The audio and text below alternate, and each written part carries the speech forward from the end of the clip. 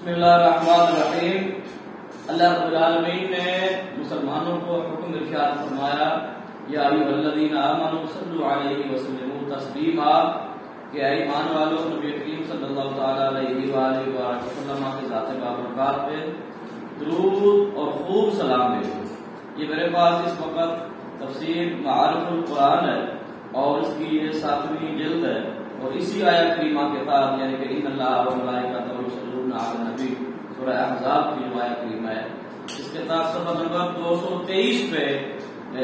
مفتی محمد شفیع صاحب آپ لکھتے ہیں کہ صحیح بخاری و مسلم وغیرہ سب کتب حدیث میں یہ حدیث آئی ہے کہ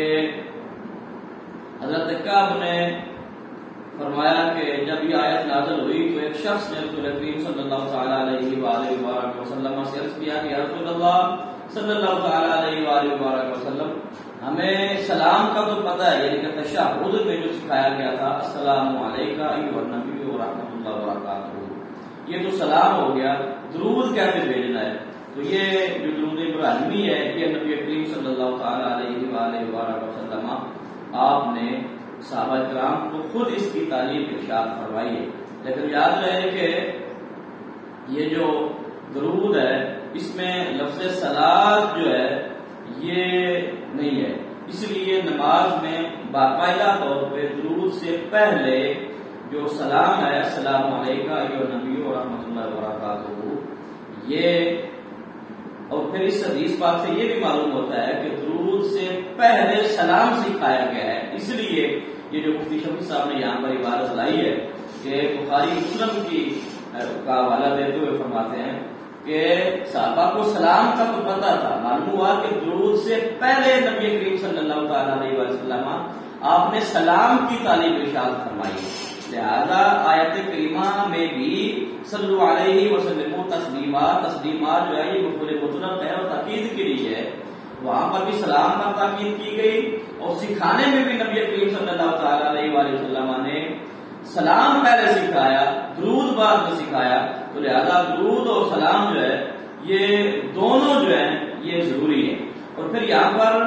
اس تفسیر کی روشنی میں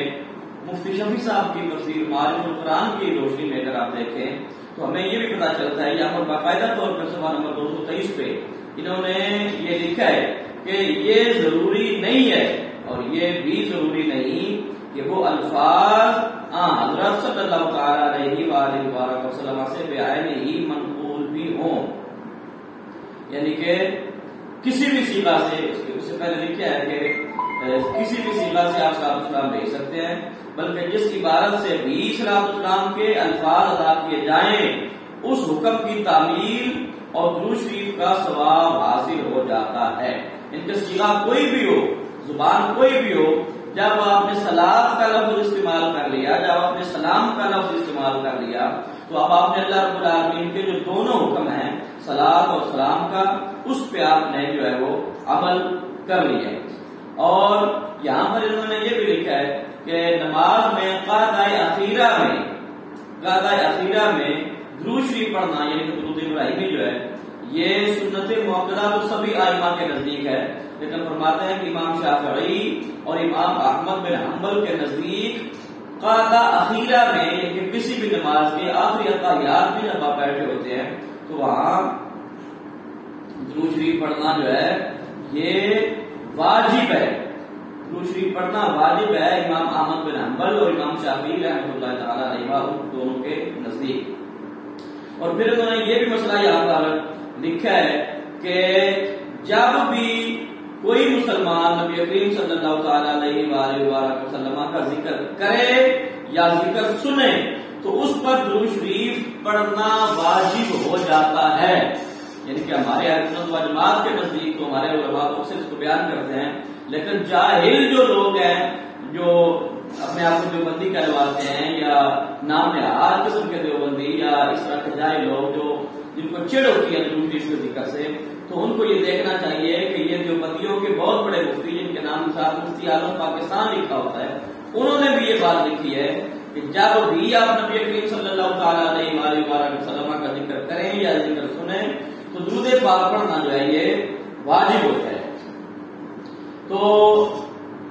یہاں پر یہ بھی حدیث پاک لائے ہیں کہ یعنی بخیل ہے وہ شخص کہ جس کے سامنے میرا ذکر آئے اور وہ مجھ پر درود نہ بھیجے.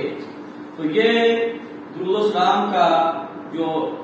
تذکرہ ہے، ذکر ہے، جو فضیلت ہے، جو اہمیت ہے، وہ ہر اہل علم کے نزدیک الحمدللہ یہ مسلم ہے، اس میں کوئی دوہری رائے نہیں ہے. اب یہاں پر ایک خاص بات جو میں آپ سے اسی تفسیر کے حوالے سے جو عرض کرنا چاہوں گا وہ یہ بھی ہے کہ شیخ الاسلام امام نووی جو ہیں وہ ان کے حوالے سے اور باقی کچھ محدثین کے حوالے سے فرماتے ہیں کہ صرف ایک پر اکتفا کرنا مکروہ فرمایا ہے، یعنی کہ صلاۃ اور سلام میں سے صرف ایک چیز پر اکتفا کرنا یہ مکروہ ہے، یعنی کہ صرف صلی اللہ علیہ وسلم پڑھنا، یعنی کہ صرف صلاۃ بھیجنا اور سلام نہ بھیجنا، اور یہ بھی مکروہ ہے خالی سلام بھیجنا اور صلاۃ نہ بھیجنا یہ بھی مکروہ ہے، یہ امام نووی کے نزدیک. تو لہذا درود اور سلام یعنی کہ جب آپ مختصر درود ہی پڑھیں تو کم از کم یہ ضرور پڑھیں صلی اللہ علیہ وآلہ وسلم، یعنی تاکہ صلاۃ بھی ہو جائے اور ساتھ سلام جو ہے وہ بھی آپ کی طرف سے نبی کریم صلی اللہ تعالیٰ علیہ وسلم کی بارگاہ میں پیش ہو جائے. یہاں پر ایک بہت بڑا مسئلہ جو ہمارے ساتھ پیش بھی آیا، یعنی کہ ہمارے دادا جی رحمۃ اللہ تعالیٰ علیہ ان کے ساتھ یہ واقعہ پیش آیا کہ ایک جو بندی نے انہیں کہا کہ آپ کہتے ہیں کہ درود شریف کی بڑی فضیلت ہے، بڑی اہمیت ہے، لیکن جب آپ 4 رکعتیں پڑھ رہے ہیں، فرض ادا کر رہے ہیں، اور درمیانی رکعت میں یعنی کہ دوسری رکعت میں جب آپ اتحیات بیٹھتے ہیں تو صبح رسولوں کے بعد اگر آپ درود شریف پڑھتے ہیں تو اس صورت میں تو سجدہ صاحب واجب ہو جاتا ہے. تو اگر اتنی ہی فضیلت ہو درود شریف کی تو پھر سجدہ صاحب جو ہے یہ واجب کیوں ہو جائے؟ تو آپ رحمۃ اللہ تعالیٰ علیہ آپ نے جواب ارشاد فرمایا، آپ نے فرمایا کہ اگر کوئی بندہ فرضوں کی دوسری رکعت میں 4 جا پڑھنے تھی تو وہاں پر اب دو رسولوں سے آگے یعنی کہ تشہد سے آگے اس نے پڑھا کچھ بھی نہیں ہے، خالی بیٹھ گیا ہے اور کچھ لمحات کے لیے یعنی کہ 3 تسبیحات کی مقدار بیٹھ گیا ہے، تو کیا اب بھی اس پر سجدہ صاحب واجب ہوگا یا نہیں ہوگا؟ تو وہ ملک صاحب کہنے لگے ہاں پھر بھی واجب ہو جائے گا. تو آپ رحمۃ اللہ تعالیٰ نے فرمایا کہ آپ اپنے عقل کو ذرا عقل ہوش کے ناخن لو اور یہ سوچو کہ اب تو اس نے کچھ بھی نہیں پڑھا تو پھر بھی سجدہ صاحب واجب ہو گیا. تو معلوم ہوا کہ درود شریف پڑھنے سے سجدہ صاحب واجب نہیں ہوا، بلکہ جو ایک حد تھی تشہد کی اس سے تجاوز کرنے کی وجہ سے اگرچہ اس نے کوئی آیت قرآن پاک کی کیوں نہ پڑھی ہو، اگرچہ وہ خاموشی کیوں نہ رہا ہو، کچھ بھی کر لیا ہو تو پھر بھی سجدہ صاحب واجب ہو جاتا ہے. لہذا اس طرح کے جو ڈھکوسلے ہوتے ہیں ان پر نہ جائیں، علماء کی تعریفیں پڑھیں، اچھے لوگوں کی تعریفیں پڑھیں جو پڑھے لکھے لوگ ہیں. جب آپ ان کو اپنا بالکل کھلے دماغ سے مطالعہ کریں گے